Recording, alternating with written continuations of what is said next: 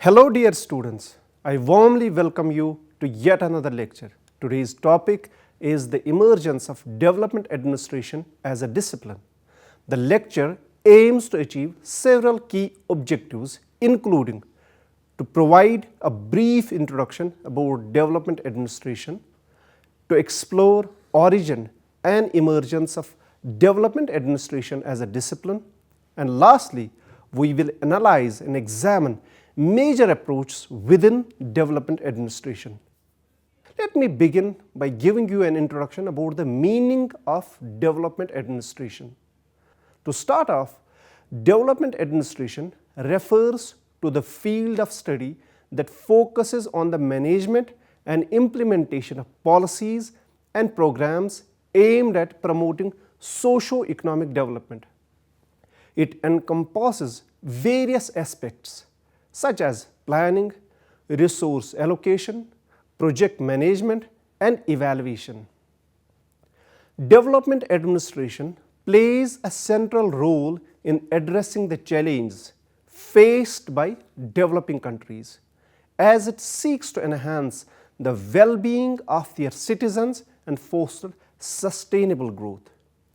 By effectively utilizing available resources and implementing sound policies, it aims to alleviate poverty, improve infrastructure, and enhance public services. According to George F. Gunn, a well-known subject expert, observed that development administration is that aspect of public administration in which focus of attention is on organizing and administering public agencies in such a way as to stimulate and facilitate defined programs of social and economic progress. It has the purpose of making change attractive and possible.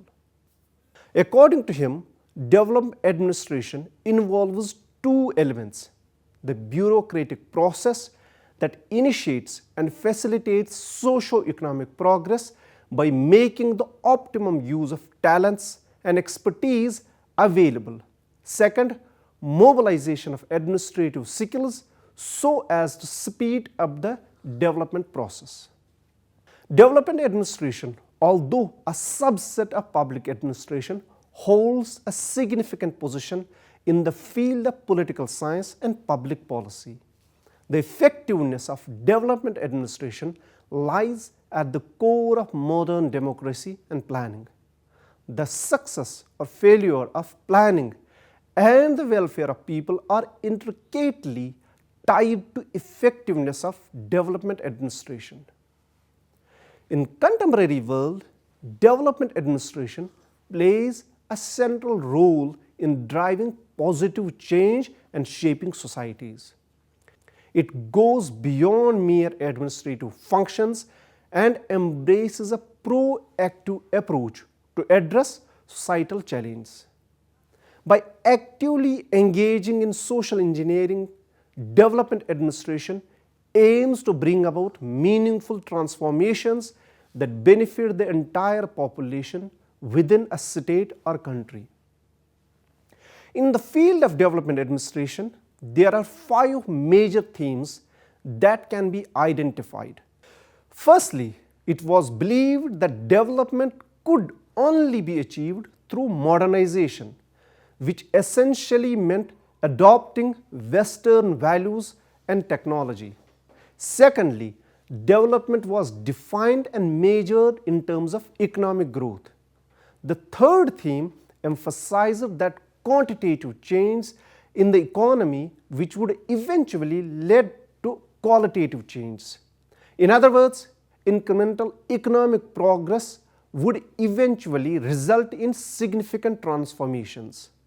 The fourth theme highlighted the historical process of development, which involved societies transitioning from a traditional agrarian stage of underdevelopment to an industrial stage after a take-off period.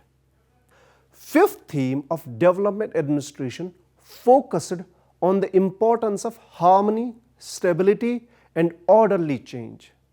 Development in this context was seen not only as a means of achieving change but also as a way to adapt and maintain overall system. These 5 themes played a critical role in shaping the understanding and approach towards achieving progress. By recognizing the significance of modernization, economic growth, transformative change, historical transitions, and the need for harmonious development, professionals in this field aim to create a more prosperous and sustainable future. Now let me talk about the emergence of development administration as a discipline. Development administration as an academic discipline emerged in the West in the beginning of 1960s in an era of state-led development, the impetus for which can be traced to Dowell's 1947 article where public administration was criticized for its inability to develop a comparative framework. Although the term was first coined in 1955 by an Indian civil servant, U.L. Goswami, in his writing The Structure of Development Administration in India, he introduced the term in the background of community development program in many countries including India. Subsequently, the term attained a lot of importance among the Western scholars, particularly those from the United States of America, such as F. W. Riggs, Edward Wiedner, Paul Mubara, V. A. Panandikar, H. B. Lee, and others. These scholars further conceptualized and elaborated on the concept and its meaning. However, it is George F. Gunt, an American scholar, who is regarded as the father of development administration. He started using the term during the same period, particularly in his book titled Development Administration: Concepts, Goals and Methods, which was published in 1979. Edward Wiedner is the first scholar who gave a proper systematic explanation of the development administration. According to him, development administration is an action-oriented, goal-oriented administrative system guiding an organization towards the achievement of progressive political, economic, and social objectives. The establishment and rise of development administration as a distinct field of study can be attributed to the following key factors. After the conclusion of the Second World War in 1945, a significant number of colonies were granted independence from the colonial rule, marking the beginning of a widespread decolonization movement.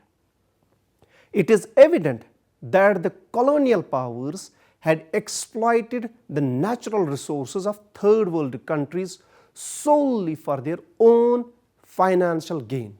As a consequence of this exploitative approach, the colonial nations found themselves trapped in a state of destitution, starvation, ignorance, discrimination, and regression. Consequently, newly independent nations were compelled to prioritize the acceleration of their economic, social, and political development as a means to break free from the vicious cycle of poverty and regression. The rise of idea of development administration was also influenced by historical events such as the devastating effects of Great Depression in the 1930s, the difficulties faced after the World War II, the lessons learned from the Marshall Plan, and the UN's resolve to raise the socio-economic standing of the developing nations. Development administration was perceived as focusing on the desire to arrange both existing and newly acquired resources and to produce sufficient administrative capacities in order to achieve predetermined developmental goals. As a result, development administration transformed into an action-oriented administration tasked with the meeting public demands. The development administration in the 1950s and 60s were virtually identified with economic growth. Classical economists' view on development had been the important base of development theory in the 1950s, with emphasis on the increase in the GNP or per capita income.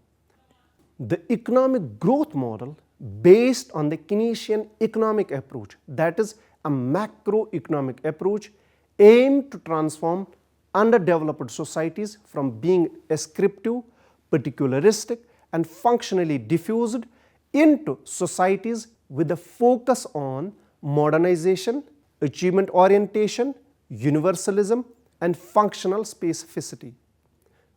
Besides economics, discipline such as political science and sociology also played a role in shaping the concept of development administration by viewing underdeveloped societies as closed traditional societies that were stagnant in primitive isolation. Throughout 1950s and 60s, developing nations effectively implemented a number of economic and technical assistance programs with the support of United Nations and US aid agencies. However, none of the intended outcomes could be achieved by these programs.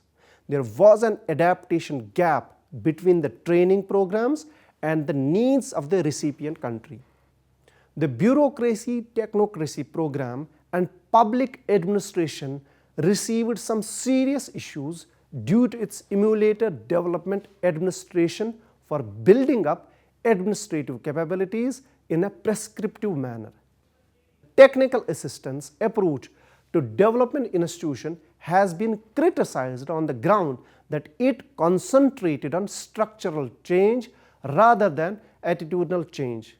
To overcome various problems of the early development theorists like Gulick, Taylor, etc., American Society for Public Administration formed Comparative Administrative Group in 1961 under the chairmanship of Fred W. Riggs.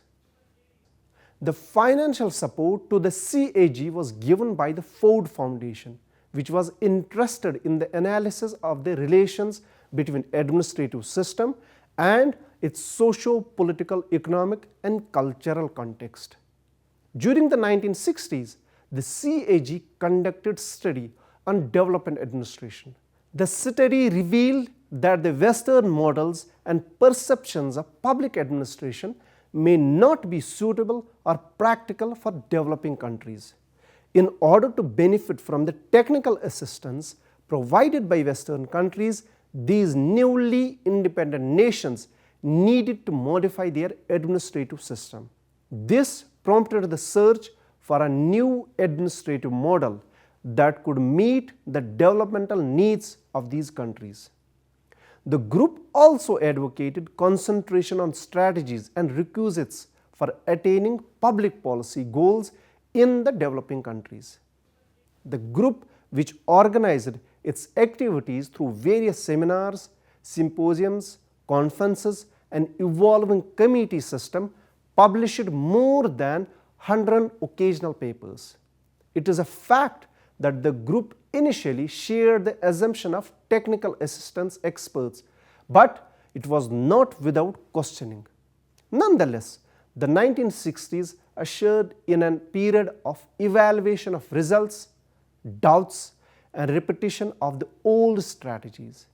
It was also a period of search for new concepts or analytical constructs which have cross-cultural validity. This ultimately contributed in the development of administration as an academic independent field of study. The public administration academics sought alternative approaches to development administration. They sought to examine the relationships between public administration and social, economic, political and cultural environment. In other words, public administration was seen in an ecological perspective. The most renowned exponent of this approach has been Riggs, along with academicians. Moreover, methods for development process gained popularity in the 1970s. Among them were administrative reforms, community development initiatives, and 5-year planning. Furthermore, both North and South America experienced ups and downs during this time. In the nations of Africa, Latin America, and Asia, turmoil and fragmentation were commonplace. The events of energy crisis and growing economic recession had further enhanced the spirit of development administration. These factors, in conjunction with many others, have shaped the discipline into what it is today. Afterwards, development administration has gained recognition as a crucial area of academic inquiry. Now let us talk about development administration and its growth in 1980s. During 1980s, the concept of development administration faced intense scrutiny. The emergence of the new international economic order brought about a significant shift in development landscape. This order called for a fundamental restructuring of global economy, particularly in terms of trade. However, the wealthy nations, despite valuing and technological transfer, largely disregarded the needs of developing nations. To their dismay, these nations discovered that instead of receiving capital from the West, they were actually forced to transfer their limited resources to developed countries. Consequently, many developing nations found themselves in dire financial situations, struggling to repay their debts. Moreover, restrictive trade practices prevented them from exporting their goods and services, leading to widespread poverty, inequality, and economic crisis. Consequently, 1980s marked a turning point in the field of development administration as it began to embrace indigenous concepts, methods, and theories of development administration. The shifts in development administration theory in the 1980s have been very well summarized by Arvind Singhal, a well-known expert on the subject who sees learning process approach and people-centered approach replacing blueprint approach and production-centered approach respectively.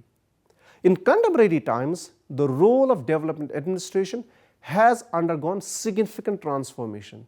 Previously limited to the distribution of foreign aid, contemporary development administration now focuses on planned change to address nations' broad political, economic, and social objectives. This shift is evident across various institutions, including religious, cultural, and non-governmental organizations, which are increasingly engaging in development administration. Moreover, there has been a notable shift in development administration theory from a rigid blueprint approach to a more flexible learning process approach. The former, characterized by a closed and inflexible system, fails to respond effectively to the evolving needs of environment. In contrast, the latter embraces an open-ended system that can adapt to changing circumstances. Collaboration with the people is emphasized along with the principles such as empowerment, equality, and self-reliance. Development administration has grown significantly and has become a major administrative system in developing nations. Moreover, the need for such an administration has long been recognized in developing nations in Asia, Africa, and Latin America as a way to carry out plans and policies aimed at nation building and socio-economic advancement. Dear students, now let us talk about approach to development administration. There are various approaches introduced and adapted by different scholars, both Western and non-Western. For instance, Arvind Singhal talks about two contemporary approaches to development: pluralistic, recognizing many pathways to development, and second, less Western in their cultural assumptions. However, for the purpose of this lecture, I am elaborating two important approaches, ecological and empirical. And I will begin by talking about ecological approach by Fred W. Riggs. Riggs analyzes the structural and functional features of the social and administrative systems in developing countries. He categorizes these countries as prismatic societies, which are caught between traditional and modern influences and are undergoing a process of social change. Riggs also takes an ecological approach which involves examining relationship between non-administrative factors and administrative ones. It is argued that administrative aspects cannot be fully understood and analyzed in isolation from the influence of traditional structures and pressures such as family, religion, region, caste, and socio-economic practices.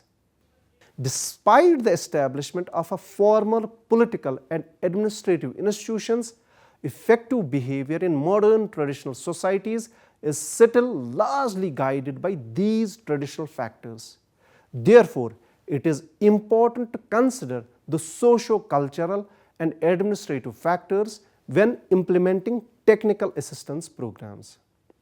Second is empirical approach. During the 1960s, there was a notable shift from a normative approach to an empirical approach.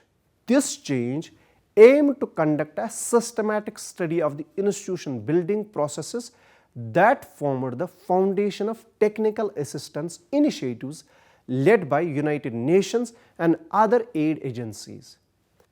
The primary focus of analysis was on the structures and their functions within various systems that shared similar characteristics. This empirical approach stood in contrast to normative approach, which primarily sought to prescribe ideal or at the very least improved patterns of administrative structure and action. The normative approach was prevalent in the works of influential figures such as Woodrow Wilson, L.D. White, Fayol, Gulick, Riggs, Taylor, and others. It served as a model particularly for individuals in third world countries. This category encompassed numerous reports and studies conducted by experts, visiting consultants, technical assistants, and Western trained specialists in public administration in newly established countries or states.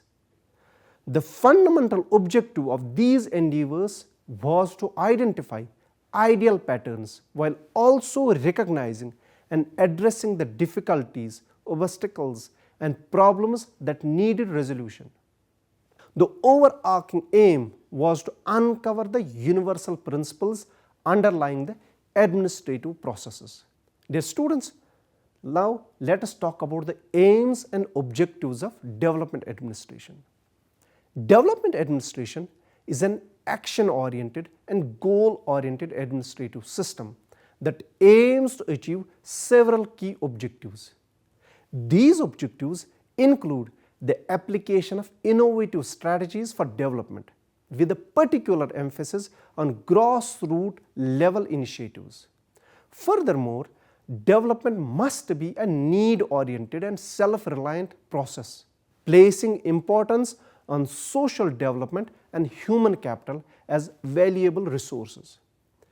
It is crucial to view development not solely as a technological problem but also as an ideological norm. In addition, development administration gives rise to new administrative approaches such as ecological studies in administration.